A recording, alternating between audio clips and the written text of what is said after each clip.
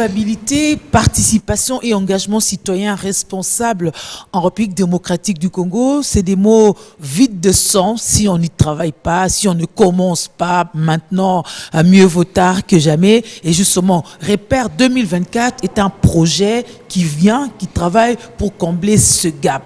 Alors, parlons de la redevabilité.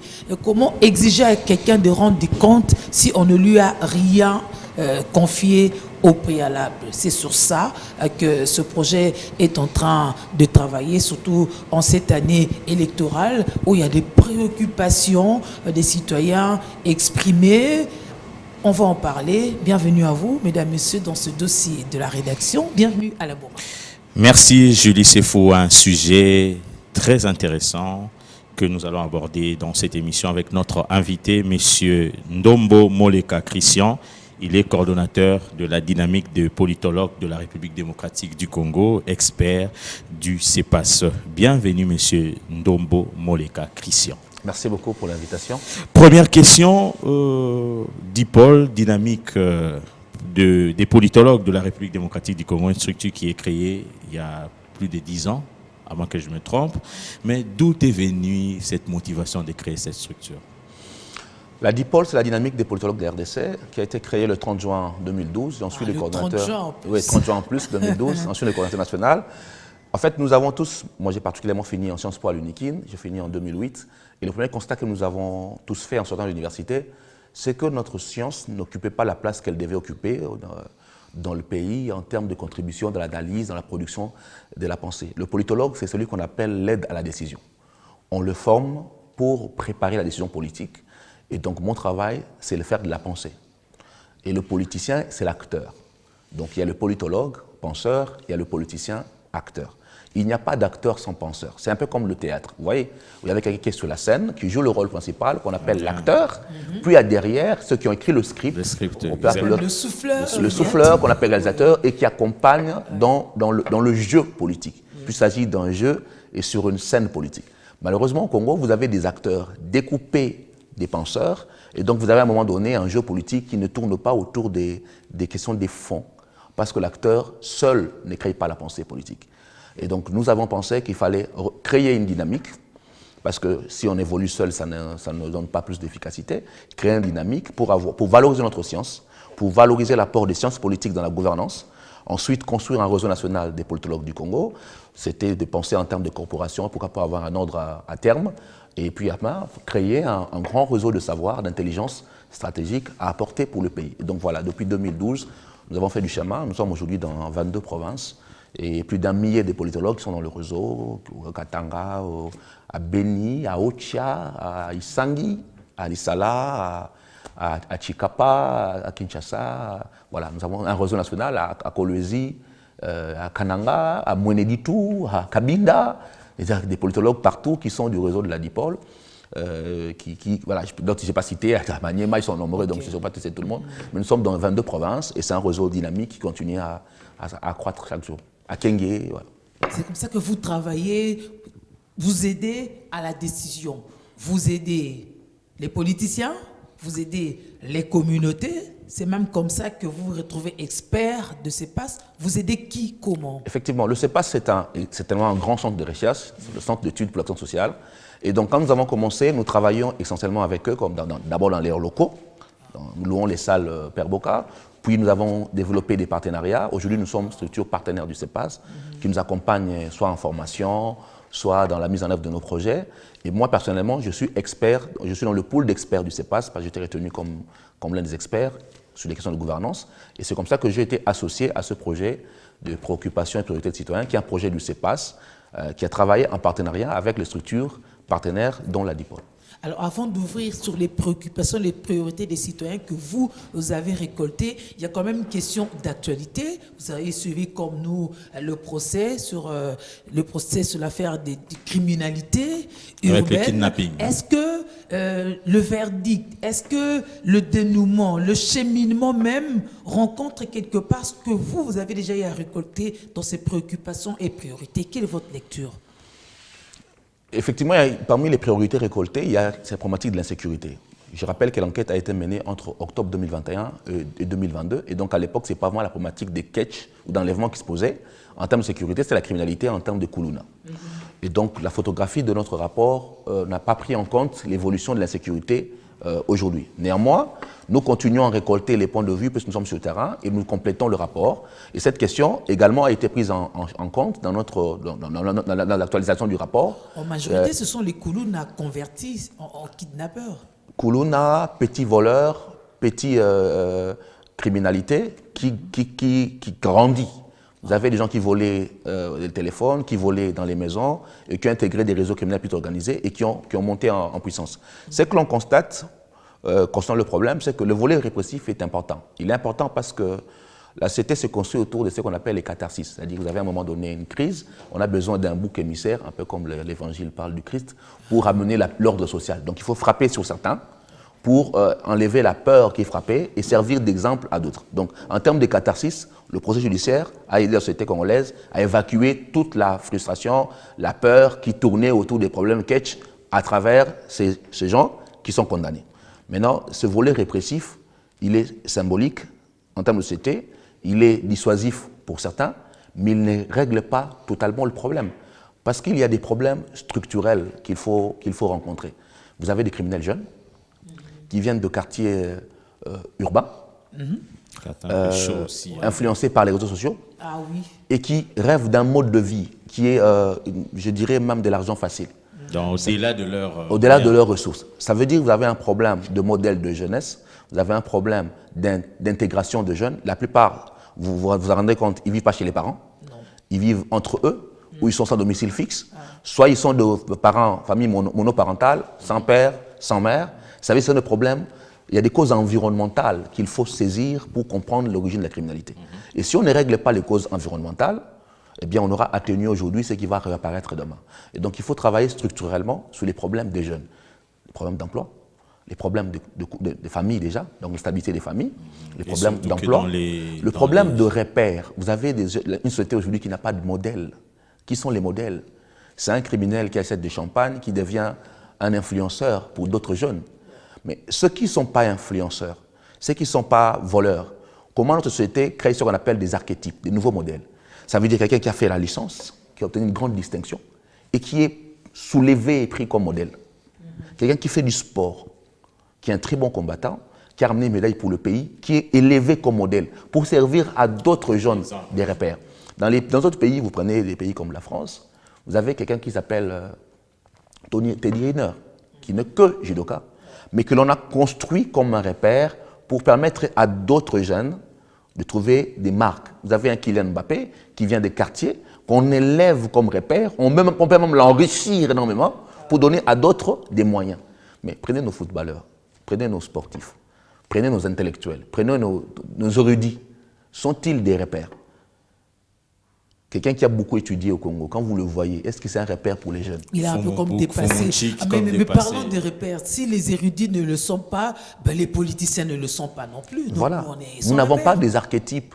Et donc, ce sont des petits criminels qui deviennent des archétypes, qui sont chantés, qui sont adulés, qui sont élevés et qui deviennent des repères pour les autres.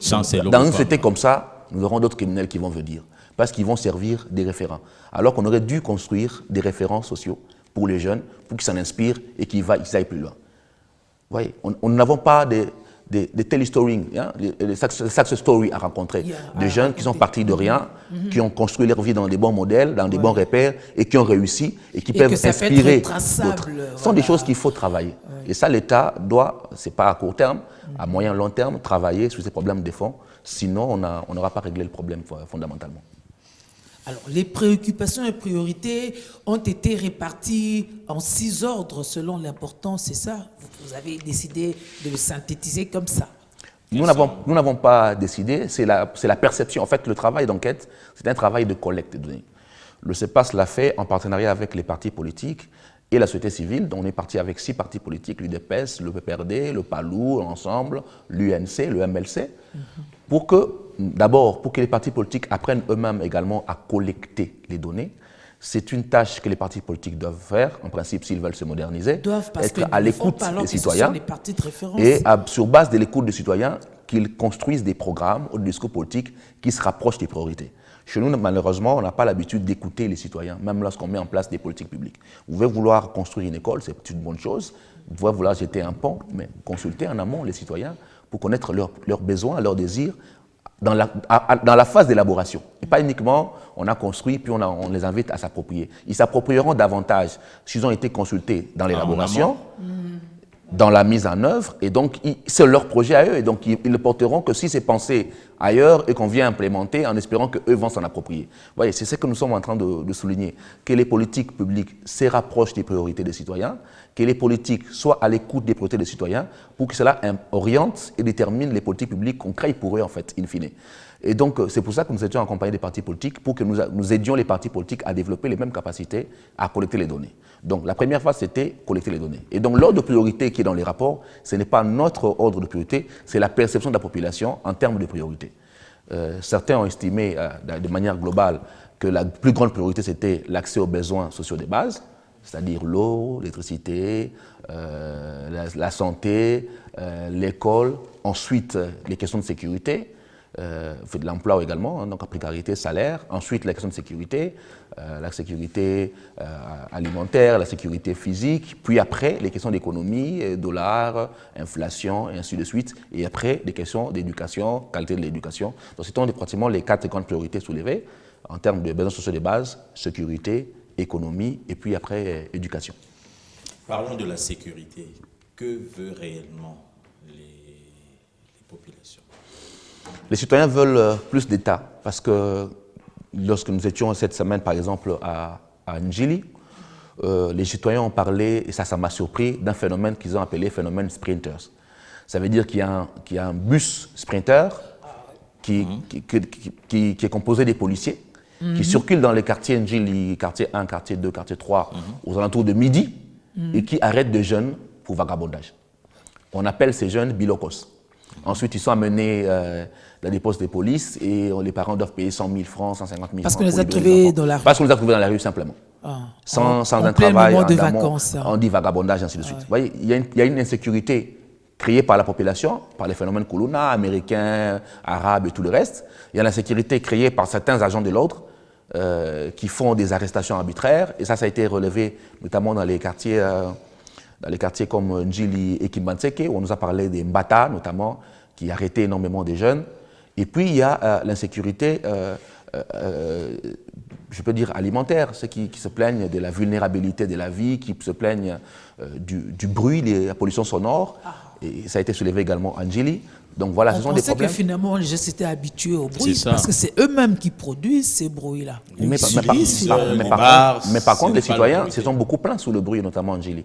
Les bruits produits par les églises, les bruits produits par les bars, alors qu'il y a des dispositions prises par l'autorité urbaine. Des décibels étaient bien pour arrêter à 21h, mais dans l'application, il y a encore des étapes à faire. Mais ça, les Mbata n'arrêtent pas.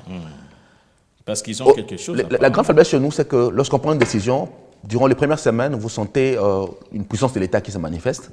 Puis au fur et à mesure que la décision continue à s'appliquer, l'État perd en efficacité. Ça, c'est un problème de notre autorité publique qui doit travailler à l'efficacité, mais de manière assez permanente. Vous voyez des policiers qui vous disent, voilà, il faut chasser les gens sur les boulevards, parce qu'ils vendent, on les fait pendant un mois, puis après, vous sentez cette efficacité disparaître et les gens reviennent. C'est vraiment un travail qu'il faut faire pour renforcer l'autorité de l'État de manière assez permanente. Alors, Boma est allé sur l'aspect sécuritaire. Moi, je reviens sur le besoin sociaux de base. Qu'est-ce qui a été évoqué concrètement? Beaucoup. À Dokolo, par exemple, nous étions au quartier Maviokele cette semaine, en début de semaine. Les gens parlaient, par exemple, de la problématique des routes, l'accès à l'infrastructure.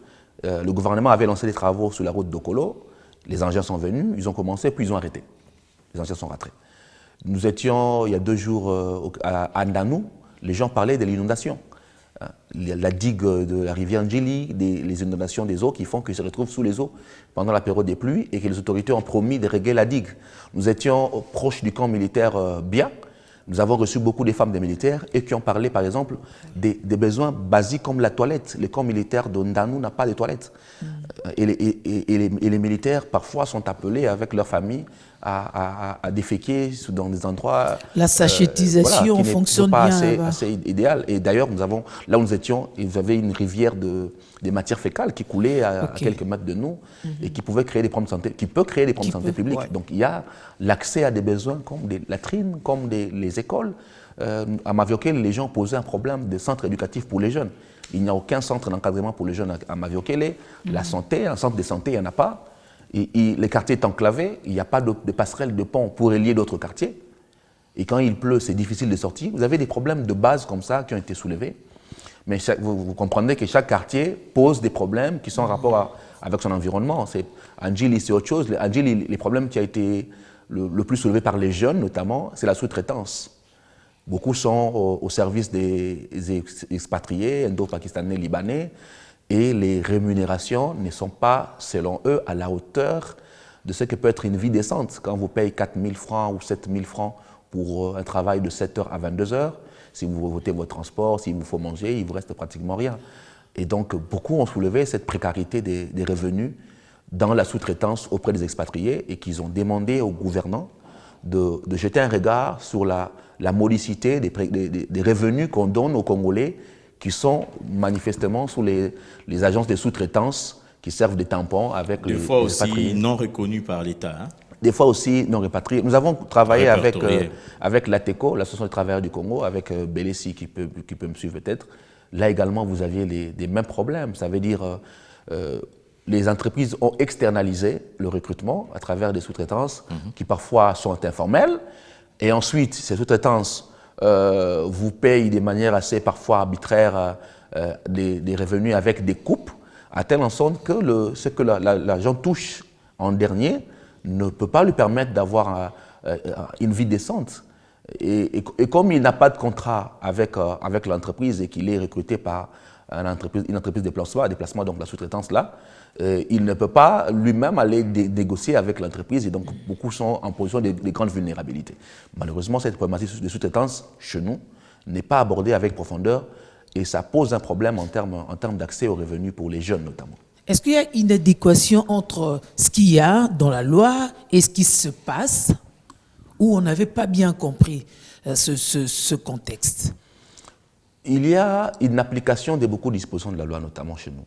Vous avez par exemple beaucoup d'entreprises qui n'ont pas d'employés, je peux dire, contractuels déjà. Beaucoup qui n'ont pas d'employés contractuels. Et qui donc essentiellement recrutent via les entreprises de déplacement qui empêchent les entreprises, en fait, qui servent les entreprises à ne pas avoir des personnels contractuels. Ensuite, vous avez des entreprises de déplacement eux-mêmes qui doivent être également régulées par l'État pour définir un minimum de revenus pour lesquels un Congolais doit accéder. Si le SMIC ne s'applique pas, si un minimum de revenus n'est pas régulé pour permettre à ce que le citoyen congolais qui est le dernier bénéficiaire de revenus soit protégé par l'État, eh bien vous avez une sorte d'arbitraire qui fait que voilà, on fait des coupes, on donne ce que l'on peut donner, mais qui ne permet pas de résilier pour le citoyen sa vie économique et qui renforce donc la précarité des jeunes. Et par exemple, à Ndanou, les femmes des militaires ont soulevé le fait que la société, de manière générale, pointe les fils des militaires comme des koulouna. Ce qui est un constat réel, hein. Il y a beaucoup de koulouna dans les camps militaires, mais la femme est allée plus loin dans l'analyse. C'est que les causes sous-jacentes des phénomènes koulouna, c'est la précarité et la pauvreté des dépendants des militaires. Quand vous payez un militaire $100 et qui doit entretenir des enfants, qui doit les scolariser, qui n'est pas à même, cette précarité-là, c'est ça qui est à l'origine du phénomène koulouna. Et donc, un peu comme je dis pour les criminels, à côté du répressif, il faut travailler sur d'autres segments, comme l'amélioration des conditions de vie des dépendants militaires, pour régler fondamentalement le problème de la violence et du phénomène koulouna. Les jeunes Andjili, par exemple, ont soulevé le fait que tu vas travailler, on te paye modiquement, et vous avez un jeune dans les quartiers qui vole un téléphone et qui mène une vie décente. Vous voyez ce décalage entre ceux qui travaillent et qui ne gagnent rien, et ceux qui volent et qui aussi aux yeux de tout le monde, et qui gagnent une sorte d'enrichissement facile, et qui deviennent des référents pour ceux qui travaillent. Cette inadéquation-là pose problème. voyez, je ne l'encourage pas, mais pour ces jeunes que nous avons, avec lesquels nous avons parlé, ils se sont posés les mêmes questions. Vous voyez, beaucoup kanganga lobi soki naibi, parce que naibi, mais que ça là, bah foutinga 4 000 francs. Comment je fais pour élever les enfants? Et donc c'est la société qui l'expose en fait à aller vers la criminalité, parce que les conditions de précarité l'exposent, voyez, en quelque sorte. Et donc il faut travailler sur les causes sous-jacentes, les causes profondes, qui sont également l'accès au travail, la mobilité des revenus pour les jeunes notamment. Nous sommes vraiment, nous tendons vers la fin du processus électoral. Les élections, c'est prévu au mois de décembre prochain. Déjà au niveau de la CENI, on a ouvert depuis le 26 juin dernier les bureaux de réception et de traitement des candidatures. Comment tout ce que vous avez fait comme recherche peut aider? Que peut être l'apport de vos recherches dans le processus électoral? Le rapport tel que nous l'avions fait a été présenté via un point de presse au CEPAS, mais nous avions estimé qu'il fallait cette fois-ci aller sur le terrain, présenter les mêmes rapports aux citoyens et au moyen du rapport lancer un débat ou une session d'éducation électorale, notamment à l'endroit des citoyens.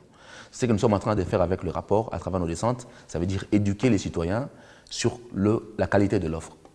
La politique repose sur les élections notamment, sur l'échange entre une demande citoyenne, qui sont les préoccupations des citoyens et les priorités, et une offre politique qui a un discours politique, un projet. Et donc nous, à travers le rapport, nous aidons les citoyens à comprendre qu'au moment des élections, il faut instituer un discours avec les différents candidats qui viennent vers vous pour que le débat politique tourne autour de l'offre, autour du discours, et pas uniquement autour des échanges des biens et des services, polo, bassin, du pain.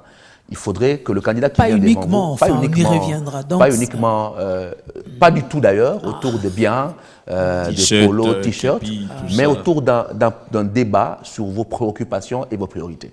Nous avons photographié, oui, nous vous l'avons présenté, mais c'est à vous comme citoyen d'être exigeant vis-à-vis des candidats qui viennent vers vous, parce qu'ils sont censés vous proposer une offre qui réponde à votre préoccupation.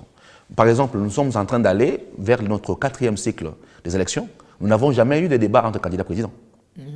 Et donc, nos candidats présidents n'ont jamais proposé aux Congolais la possibilité d'écouter leur offre et d'interagir entre plusieurs offres des candidats. Vous voyez comment notre élection présidentielle prive les Congolais de la capacité d'identifier les candidats sur base de leur offre et d'opposer les différentes offres des candidats. Il est nécessaire, par exemple, d'avoir un débat présidentiel en perspective de 2023 pour permettre à chaque candidat de présenter aux Congolais une offre politique et d'interagir avec d'autres candidats sur leurs différentes offres. Et le Congolais qui suit la télé pourra dire, lui, il a un meilleur projet, je peux le voter parce qu'il a un projet qui répond à mes préoccupations. Mais 4 cycles, déjà, nous n'avons pas ce genre d'initiative. Et donc, nous pensons que les citoyens doivent être exigeants et demander aux acteurs qui viennent devant eux, à toutes les échéances, de proposer une offre qui réponde à leurs préoccupations. Et donc, pour nous, le rapport est un moyen de faire l'éducation électorale.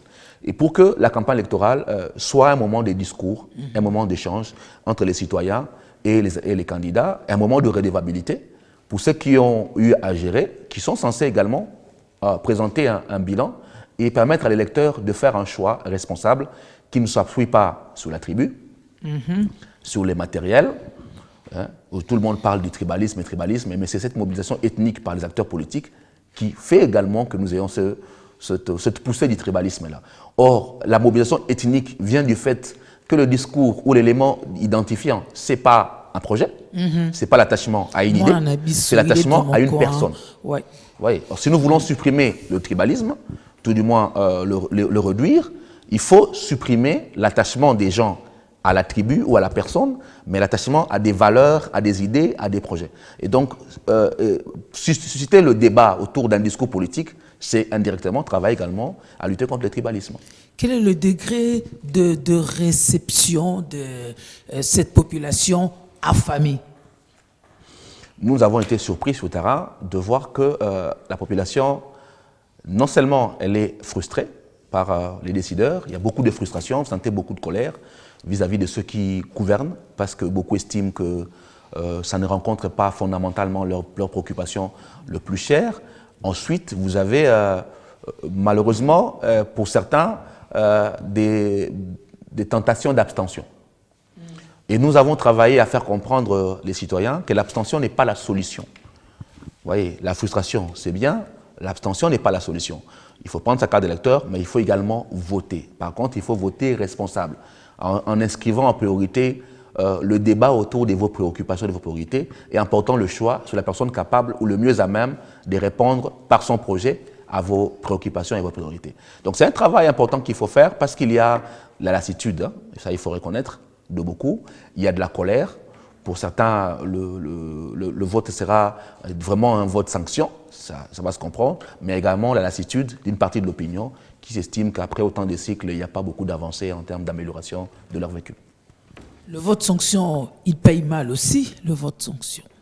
Oui, mais c'est un vote de frustration. Et quand vous avez une société qui est pleine de frustrations comme ça, comme la nôtre, il est très probable que vous ayez des champs de ce comportement électoral-là liés aux frustrations. Mais nous disons aux gens, oui, c'est bien d'avoir de la frustration, c'est bien de porter une colère saine, encore faut-il la rationaliser, en portant maintenant un choix responsable. Parce que si vous agissez uniquement emporté par la colère, vous ne faites pas un choix rationnel, vous pouvez retomber dans les mêmes erreurs demain. Parce que ou même faire pire. Voilà, vous pouvez même faire pire. Donc il faut être lucide pour analyser rationnellement ce qui vient devant vous, ramener le débat autour de leur projet, de leur discours, s'assurer que son discours répond à vos préoccupations, à vos priorités, et à ce moment-là, vous faites un choix qui répond donc à vos besoins et qui vous permet de construire un leadership à même d'apporter quelques réponses à vos problèmes. On a quand même envie de comprendre la part des politiciens eux-mêmes dans tout ça, parce qu'ils vous ont accompagné dans ces descentes-là, ils ont entendu aussi, ils ont vu. Comment ils comprennent ça? Au début, c'était un peu compliqué, parce que quand on est descendu avec les acteurs, beaucoup avaient tendance à discuter avec les citoyens, parce que quand les citoyens présentaient leur perception des réalités, les acteurs politiques tentaient, non, c'est pas comme ça, vous voyez, vous n'êtes pas informés, c'était vraiment un débat, mais beaucoup ont compris que parfois c'est aussi des éléments de communication qui ne passent pas. Vous voulez bien agir, encore faut-il montrer, bien communiquer que nous sommes en train d'agir. Ou vous voulez bien agir, mais sans que ce soit en harmonie avec ce qui sont considérés comme des priorités. Je prends un exemple simple. Vous avez la ville de Kinshasa, le gouverneur Gentini Ngobila a été élu sur base d'un projet qui était Kinshasa-Bopeto. Ça veut dire l'assainissement. Lorsque le candidat gouverneur choisit l'assainissement comme priorité, aujourd'hui, si vous demandez aux Kinois quelles sont les grandes priorités, beaucoup ne parleront peut-être pas d'assainissement, beaucoup parleront de sécurité. Oui, donc il y a le choix de l'acteur et il y a l'attente des citoyens qui peuvent ne pas cohabiter. Et donc, à un moment donné, vous faites des choses, vous pensez bien faire, mais vous ne rencontrez pas les priorités. Parce qu'il y a beaucoup de préoccupations, mais il y a des priorités. Et quand vous ne rencontrez pas les priorités, vous ne rencontrez donc pas le satisfait-si du citoyen. Il n'est pas satisfait. Et donc, à un moment donné, il y a une sorte de langage de sourd. Vous vous dites, mais moi, j'ai agi. Lui, il vous dit, il n'est pas satisfait. Parce que ce que vous avez fait, ce n'est pas mauvais, mais ça ne fait pas partie de ses priorités.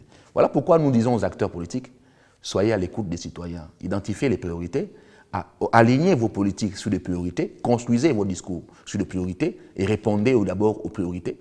Ensuite, vous pouvez aborder d'autres points qui ne sont pas le moins important, mais qui ne sont pas aussi prioritaires pour l'électeur que ce que vous faites, par exemple. Ouais. Donc, pour les acteurs, il y a également un travail de sensibilisation. Après le descente sur terrain, nous sommes en train de projeter une rencontre au niveau du Palais du Peuple avec les élus pour présenter les mêmes rapports avec les élus et c'est éventuellement avoir un débat autour de la qualité de l'offre politique au Congo, parce que ce sont eux qui produisent l'offre politique et donc ils sont également concernés par la démarche que nous sommes en train de faire, soit en termes de plaidoyer, soit en termes d'ateliers de réflexion qu'on pourra toujours amener vis-à-vis des politiques aussi. Oui, parce qu'eux aussi, par moment, organisent des contrôles sur des questions qui ne sont pas forcément prioritaires voilà. aux Donc, citoyens. Ouais, prenez par exemple les débats au niveau du Parlement. Ben, à vous entendre parler, c'est pratiquement dans la Tchango que vous avez fait ces recherches. Non, nous avons fait 6 communes. Nous avons fait Ngaliema Kanduka, nous avons fait Bandalungwa, Limete. Sur 24. Limete, pardon. 6 communes sur 24. Est-ce oui, l'échantillon représentatif? Oui, parce que nous avons.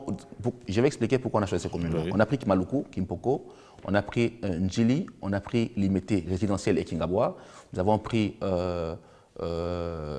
Bandalungwa, j'ai dit, nous avons également pris Ngaliema. Nous avons voulu avoir un électorat diversifié pour toucher ceux qui ont les revenus les plus faibles, ceux qui ont le revenu le plus élevé, ceux qui vivent en milieu urbain, ceux qui vivent en milieu semi-rural, ceux qui sont plus ou moins instruits et ceux qui sont faiblement instruits. et puis des tranches d'âge assez différentes, en partant des plus jeunes jusqu'à 60 ans. Pourquoi? Parce que nous estimons que justement, les préoccupations sont diverses, selon que l'on est intellectuel ou non, selon que l'on est en milieu semi-rural ou non, selon que l'on est instruit ou non, ou selon que l'on est un jeune ou vieux. Et donc c'est ça qui a permis de constituer l'échantillonnage dans ces 6 communes-là, à travers des focus groups qui ont été mis en place, et donc d'avoir une perception plus ou moins générale de ce que peut être la population quinoise. Donc l'échantillon était représentatif. Exactement. Et qu'en est-il de l'arrière-pays? Le projet Parce avait que les commencé à priorités Kinshasa, ne sont pas les rapports a été essentiellement un rapport de Kinshasa. Nous, comme société civile, avec les moyens qui étaient très limités, on n'a pas pu aller plus loin.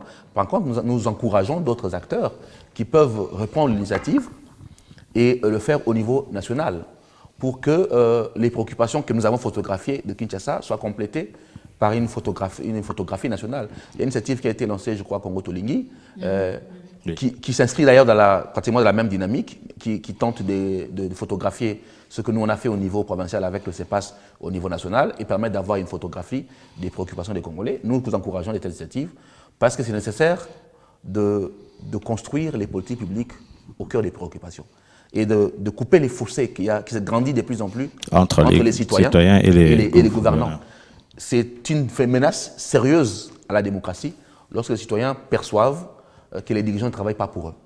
Ouais, c'est vraiment très dangereux pour une jeune démocratie comme la nôtre. Il est intéressant de reconstruire des ponts qui rapprochent les décideurs des citoyens. Et pour nous, ça passe par cette réévaluation du discours, de l'offre politique, pour qu'ils s'inscrivent en termes de priorité des citoyens. Et après ça, ça sera quoi la finalité? Parce que c'est Repère 2024. Le Repère, c'est un plan triennal du CEPAS qui signifie redevabilité, participation, engagement citoyen responsable. Donc depuis 2022 jusqu'en 2024, nous travaillons sur les questions de redevabilité, pousser les dirigeants à rendre compte, nous travaillons sur la participation, pousser les citoyens à s'exprimer, à mieux voter, à avoir un vote responsable.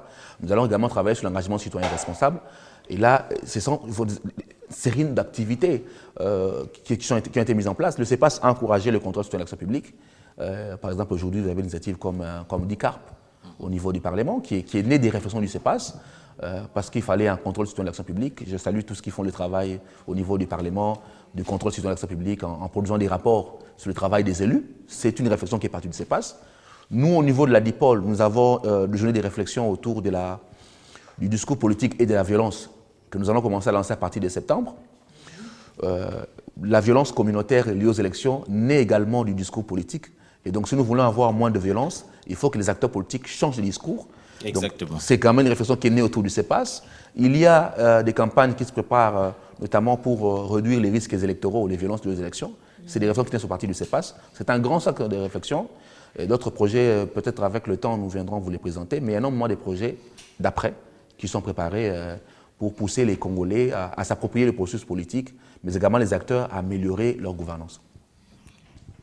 Donc, on va arriver au contrat social, Inch'Allah, vraiment établi. Le souhait, c'est qu'au terme de ce que nous sommes en train de faire, que les citoyens développent un pacte social nouveau avec les politiques. Ça veut dire, vous venez prendre notre voix, vous voulez prendre notre voix, voici les engagements avec lesquels vous et nous sommes liés, et nous allons vous juger durant votre gestion sur base de ce pacte social que nous avons construit et qui sert pour nous de contrat.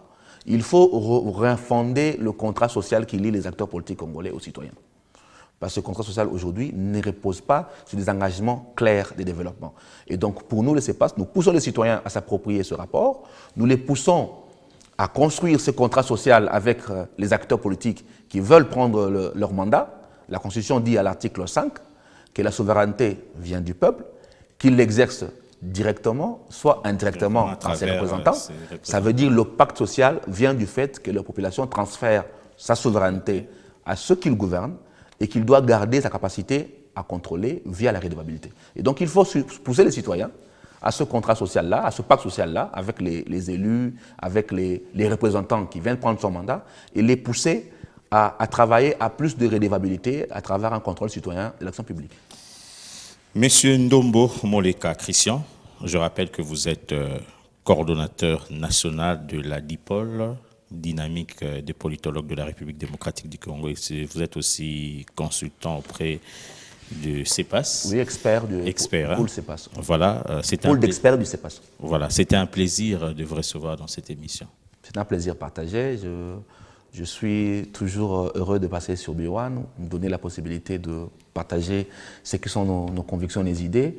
Et à travers vous, nous allons toucher des millions de Congolais qui ne peut-être seront pas touchés par la campagne, qui est très localisée à des endroits très précis, et que ces Congolais-là pourront également développer, nous l'espérons, les mêmes attitudes d'un vote responsable, des priorités citoyennes, des redevabilités, mais surtout de contrôle citoyen de l'action publique. Il ne suffit pas de voter, il faut voter, ensuite il faut contrôler, non pas à 2028, mais contrôler de manière permanente l'action publique. Et pour ça, les citoyens doivent développer cette capacité à contrôler l'action publique. Merci, Julie Sefo. Merci beaucoup de nous avoir aidés à aller à prendre la décision, la bonne. C'est avec plaisir que vous reviendrez. Mesdames, Messieurs, on en a fini pour aujourd'hui. Beaucoup de préoccupations, mais surtout des priorités qui ressortent de ces préoccupations. Mais sur l'ensemble, finalement, il y a beaucoup de points communs, même s'il y a quelques spécificités selon les coins, selon les tranches d'âge et tout. À nous de faire notre responsabilité réelle pour être finalement citoyen. Sinon, on est à côté de la plaque, on n'est pas citoyen parce que on n'aide pas le pays à avancer, à se développer. On se retrouve très prochainement.